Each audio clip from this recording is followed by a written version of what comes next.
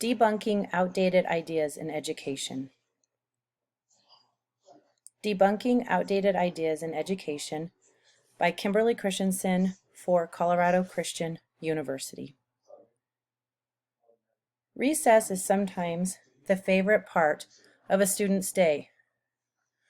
When taking it away is used as punishment, it can lead to worse behavior problems. In past years, this was the go-to punishment for teachers.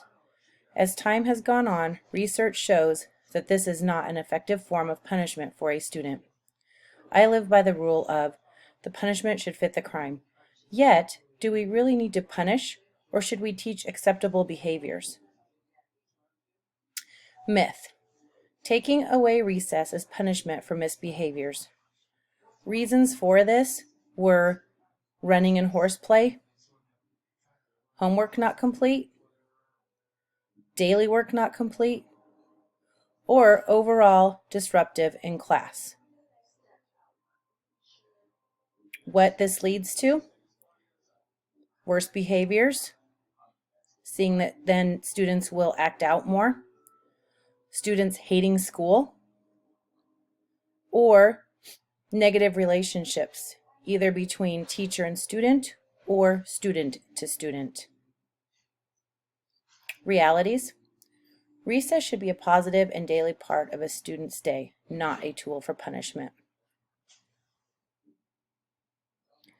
Alternatives to this: how about brain breaks, dancing, doing yoga, burning off energy? What a great way for kids to learn how to control themselves.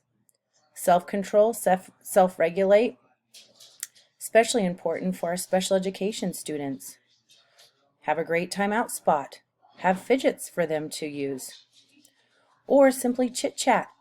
Take time to talk with peers or with the teacher. Or simply run an errand. If you have a student that is acting out or misbehaving, maybe they need to reset. Have them run a quick errand for you. How? When teachers are effective, the classroom will run smoothly. So, we need to be prepared. Never know what's going to happen during the day. Be open. Try new things. Don't be set in our ways.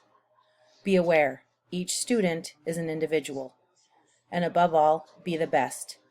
We are here for the kids and they depend on us.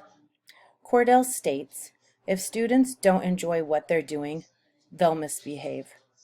And from that, we end up with teacher burnout or unhappy teachers and unhappy students. That is not what we want. We want everybody to work together for the good of the student and have successful outcomes.